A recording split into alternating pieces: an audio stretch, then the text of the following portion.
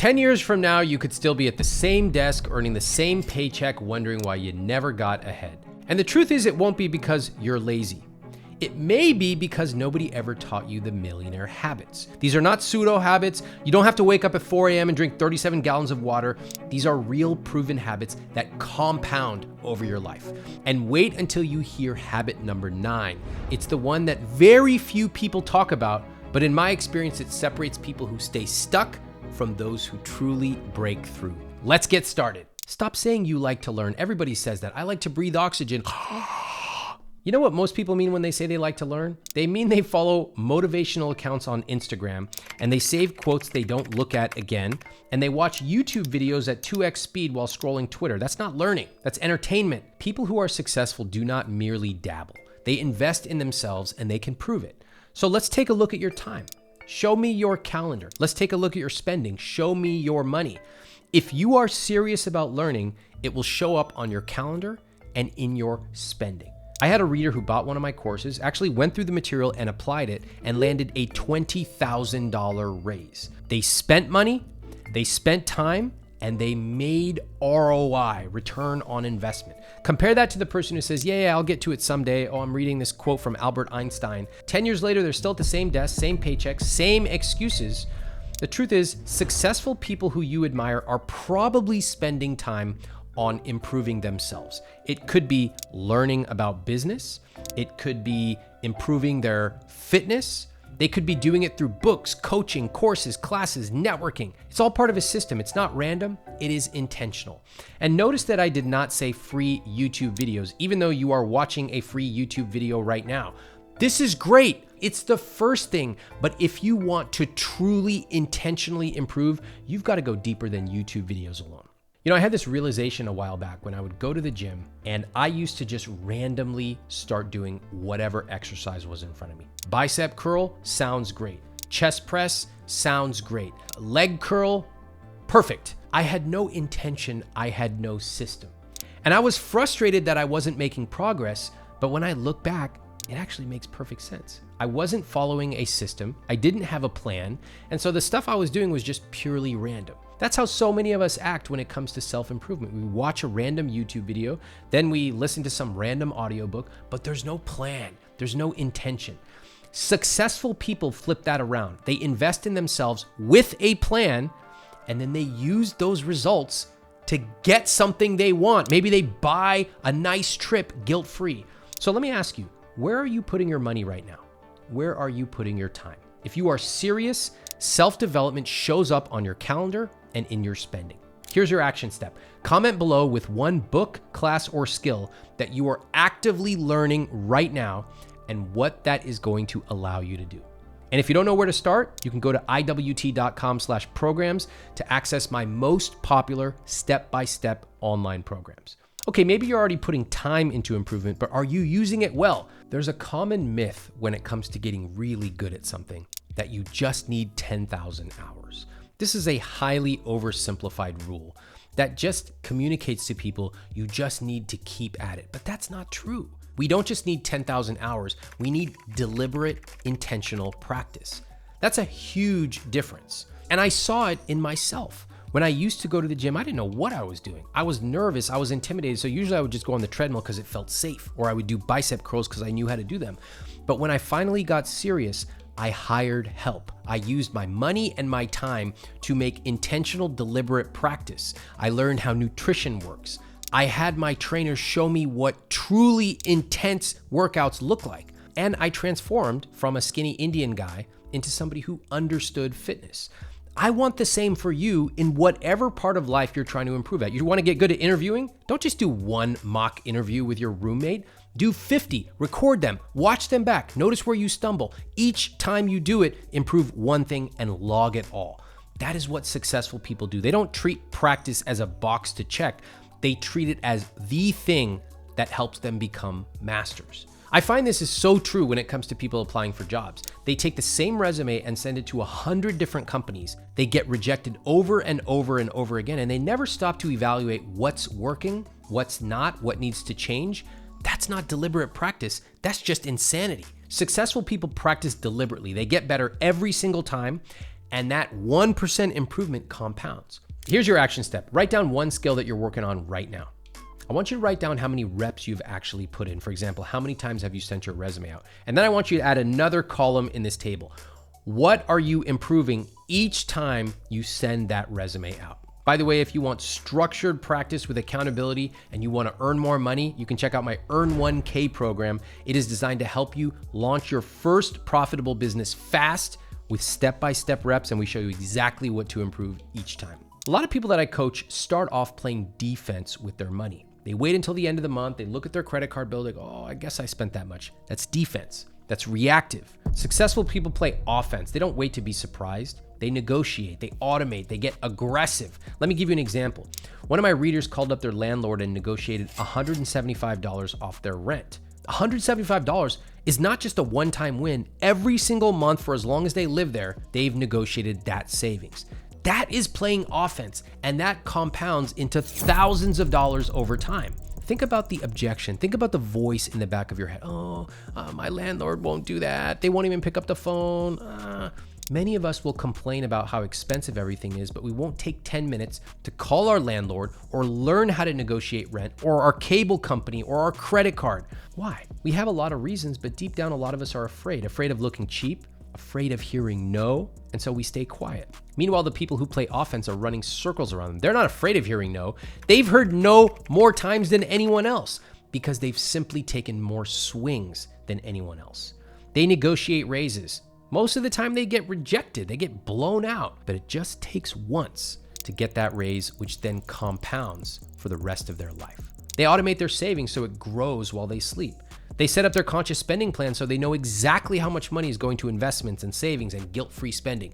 Do you see the difference? They are not reacting, they are directing their life. So when I say play offense, I don't mean hustle harder and wake up 3 hours earlier. I mean be proactive. Think of yourself as the director of your own life. Identify the big wins that matter in your life. And you have to be brutally honest, then go out and change them. One of the most frustrating things that happens when I speak to couples on my podcast is how small they are often thinking. They are literally spending months agonizing over should they get a Glade plugin.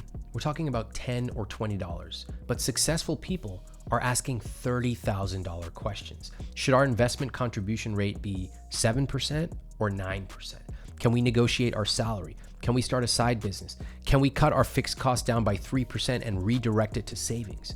I hate when people play small when they could actually live a bigger, richer life. I consider it a tragedy. And in fact, once you build the skill of doing it, it becomes fun. You don't have to dread having these arguments over a $5 beef jerky. You actually get excited because you know that you are focusing on things that matter. You're proud because you went on offense and got results. So let me ask you, are you playing defense right now? Are you waiting for opportunities to maybe, hopefully someday come to you? Or are you on offense actually creating them? Here's your action step. Pick one area of your money life where you've been playing defense and decide how you are instead going to go on offense this month. If you are not sure how to do this, I've got two options for you. The first thing is just to say, what would somebody that I admire do? How would they approach this? They probably would not wait. And second, if you need a system to do this, grab a free copy of my conscious spending plan. I put the link to the template in the description. It is the same framework that I use with my own students. I think a lot of people, especially in America, have a very cynical view on money. They spend it with guilt. They look at their credit card and they feel ashamed. A lot of this boils down to a combination of a puritanical streak that runs through America and not understanding how money works. If you are sitting there looking at your bills and you're agonizing over how much you spent at Target last week, you are playing way, way too small. It's funny that very few people agonize over how much they invest or their asset allocation. No, I spent too much on Tide at Target. Successful people understand that money can be a tool, and they know that understanding how money works, including how to spend it, is one of the best skills they can learn. Let me give you an example. One of my friends spends $21,000 a year going out. $21,000. And they do it guilt-free because everything else in their financial system is optimized. Rent, savings, investments. They know exactly what they can afford to spend on going out, and it is important to them, so that's what they spend it on. Meanwhile, a lot of people spend a lot of money going out, but they do it unconsciously. They're not in control, so they feel guilty. And they say things like, I should be better. I know I was bad last weekend. Good or bad, what does that have to do with it? Did you make a plan? Did you decide what your rich life is? And did you put your money intentionally towards those things? I don't care if your money wants to go towards freaking $500 puzzle, or you want to take a trip to Mongolia, or you want to go to a state park. It's up to you. You decide. I'm not here to judge, but I do want you to do it consciously and intentionally. Intentional spending means knowing your money dials, the areas of your life that you love to spend on. Now, for some people, that's travel. For other people, it's eating out or convenience or health and wellness. You actually do not have to cut those out. Successful people do not live their life by how little they can spend. They actually dial up the things that they love, and they cut costs mercilessly on the things they don't. So when you hear someone brag about how they're cutting out all restaurants this month, what's the point? So here's your action step. I want you to identify your number one money dial, the thing you love spending on, and share how you would dial it up in the comments below. To get help identifying your money dial, you can grab my free spending audit guide in the description below. And in just a few steps, you'll see exactly where your money's going, how you can cut back on what doesn't matter, and how you can actually spend more on the stuff you love guilt-free. There are two types of people: problem-oriented and solution-oriented. Problem-oriented people love to talk about their problems. I can't find a new job. My kids don't go to sleep on time. On and on they talk about their problems. And I can understand that. Sometimes you just want to be heard. But there is a small group of people, in my estimation, like 2 to 3% of people, who also talk about their problems, but they focus more on the solutions. I can't figure out how to get my kids to go to sleep on time, so I joined this parenting webinar to learn how other people are doing it. I cannot figure out how my money is supposed to be invested, so I bought this book called I Will Teach You to Be Rich, and I'm reading it every evening. Think about the difference between people who are problem-oriented, who love to talk about their problems, and the small amount of people who actually focus on solutions. I have found that people who are successful tend to be solution-oriented. So it's like, hey, I don't have enough money right now. Okay, cool. What are the solutions? Could I negotiate my bills? Could I earn a little bit of money on the side? Even $100 of breathing room could change everything for me. The problem-oriented mindset keeps you stuck. The other can build massive amounts of wealth and success. I think optimism matters here. You have to believe that you can make a change. But if you think about a lot of folks who complain about things but do not take action, I have a lot of compassion for them, because a lot of people have gone decades without actually being able to change something in their life. When you're problem-oriented, every obstacle feels like proof that you cannot succeed. It just becomes this negative cycle.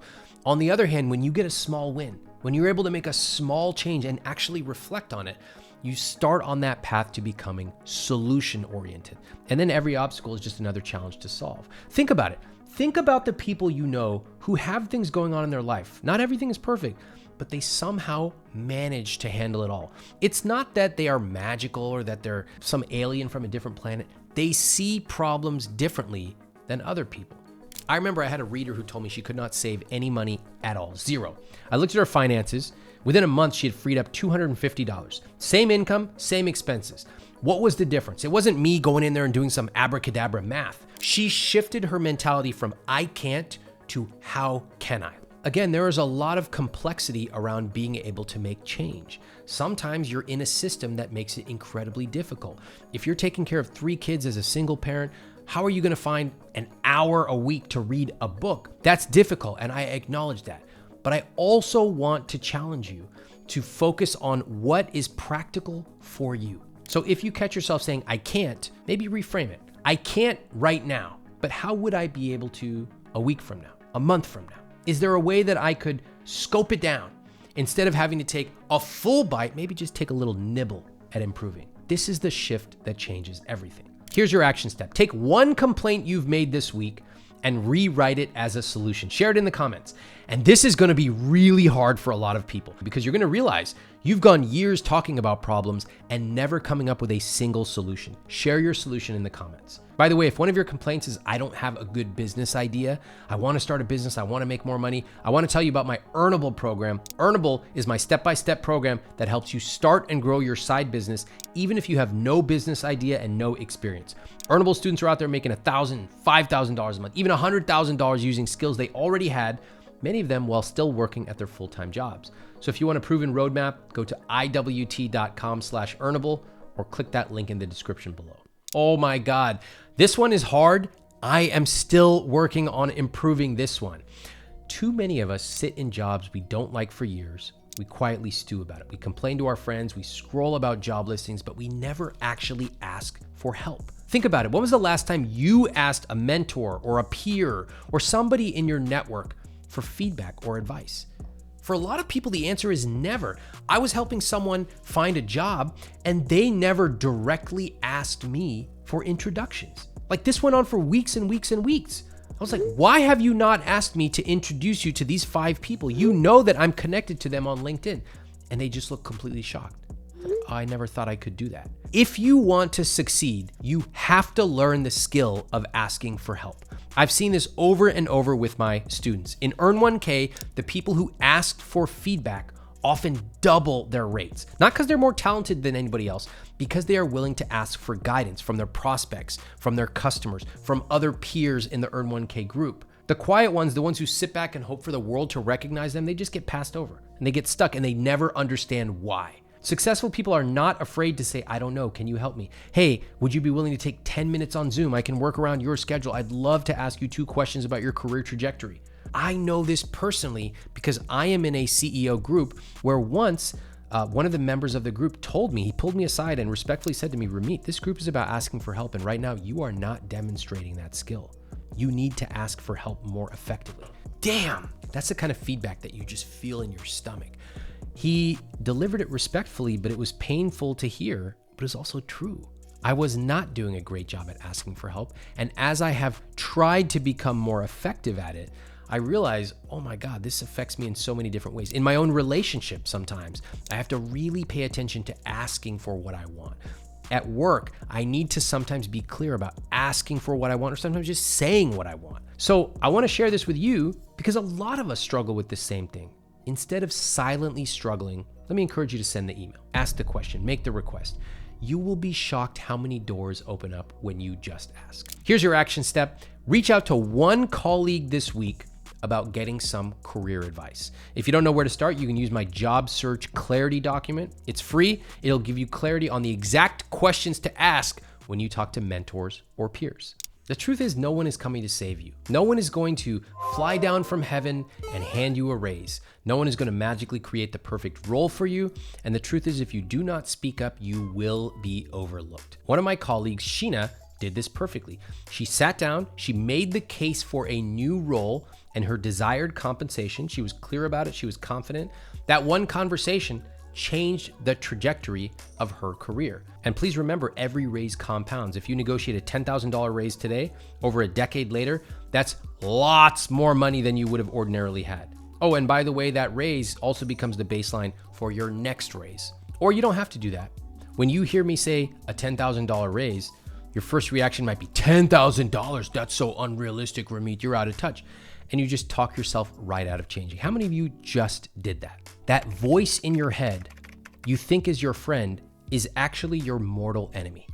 It's keeping you stuck. It's keeping you silent. It's keeping you playing small. Whenever you hear good advice out there, you immediately go, that wouldn't work for me because ... And you come up with a million logical sounding reasons. But guess what? At the end of running that exhausting race in your head, you're still sitting at your chair, looking on your phone or your computer, stuck. 10 years later, you look back, why did I not get promoted? Why did I not get a raise? Here's your action step. Write down 3 ways you've added value at work this year. That is your starting point for your next negotiation. By the way, if you're watching this far, I have a pretty good feeling about you improving in your own life. You're not a dabbler. You probably want to take action because some of this stuff is a little heavy. So do yourself a favor, hit subscribe right now because every week I'm sharing strategies that are going to make you richer, more confident, and more in control of your money. Remember, this is not about watching this one video. It's about building a system to help you living a bigger, more impactful life. Hit subscribe right now. You know what's amazing? I've worked with so many people over my career, both in other jobs and at this company, I Will Teach You to Be Rich. And it is so striking to see the difference between people who have resilience and people who do not. Early on in this business, about 20 years ago, I had a project. I brought on several contractors and I had them do the project in parallel, and then I gave them direct feedback. It was stunning. Many of them simply vanished, disappeared. I never heard from them again. And I couldn't figure it out. The first one, I'm like, did they get my email? The second one, I was like, what's going on here? And I realized something after it happened. The feedback was polite, but it was also direct. Many of the people who I gave feedback to had never heard direct feedback on their performance. And you know what they did? They disappeared. There are so many people who struggle when some little bit of adversity happens. They just give up way too early. They send in 2 job applications, they don't hear back, and they quit. They try freelancing, they get 1 no, they walk away. Meanwhile, the people who keep going are the ones who win. I've been doing this business for over 21 years. Do you know how many people have said no to me, or have said racist things to me, or have said all kinds of crazy things about how much I charge? That's fine. They can say what they want. My business is not to serve them, it is to serve the people who truly care and want to live a rich life. I also think about Sean, one of my readers. He paid off $40,000 in debt in just 2 years. Not because he discovered some magic trick, he kept going when it was hard. And so all of these things that I'm talking about only work if you stick with it. Deliberate practice only works if you keep showing up. Advocating only works for yourself if you keep asking. And sometimes when you get rejected, you feel that pain in your stomach, you start sweating. You also have to listen to the feedback. Maybe you're actually not as good as you think. Okay, I will accept that feedback. It sucks, it feels horrible, but tell me more. Why am I not good? What would I need to do in order to get good? That is how top performers think. You don't need to be the smartest. You don't have to have the best idea, but you do need to keep going when many others around you will quit. So here's your action step. Think of one area of your life where you gave up too early. What was it? I want you to commit to revisiting it this week. If you need help building a system that keeps you consistent, you can check out my 1-hour monthly money meeting guide. It's free. It'll keep you on track every single month. This is the most underrated habit of all. You think you're gonna build opportunities sitting on your couch freaking watching Love Island? You need to get in the game and be where the action is. If a 25-year-old asked me for career advice, the first thing I would tell them is go to a big city. Go to a big city because there's more people, there's more opportunities, there's more ideas happening, and things move fast. Now, that could mean moving to New York or LA or Silicon Valley or whatever you want to move to. But it doesn't only have to be physically moving. A lot of us have family. We have reasons that we cannot just pack up and move tomorrow. But it can mean joining the in-person meetup in your industry or showing up at a conference. I remember something really humiliating that happened. There was a Stanford sociology get-together in New York. I got my master's in sociology from Stanford. I was like, cool, let me go. I go there and people were like, who are you? And everyone knew each other except me. Turns out when they said Stanford sociology, they meant PhD students. So I was the only non-PhD student. Nobody knew who I was. I walked out of there feeling kind of stupid, but also appreciating that you've got to take risks. Okay, what's the worst that happened? I had a few awkward conversations and I left. And the point is, get in the game. Be there in real life. Scrolling on TikTok is not the same thing as creating opportunities by being around people who are already in motion. Here's your action step. I want you to research one place where leaders in your industry are gathering, and then share comments about how you're gonna get there. When I was in college, there was a conference going on and I couldn't get tickets to go. So I emailed them and said, can I come and volunteer? They said, yeah, come on over. And that was how I got into that conference. There's so many ways to get in the rooms and get in the game. I need you to get more creative about how to do it. Now, if you're serious about becoming a millionaire, watch this video next. It'll show you the exact steps to take to turn these habits into real results. Click here to watch it now.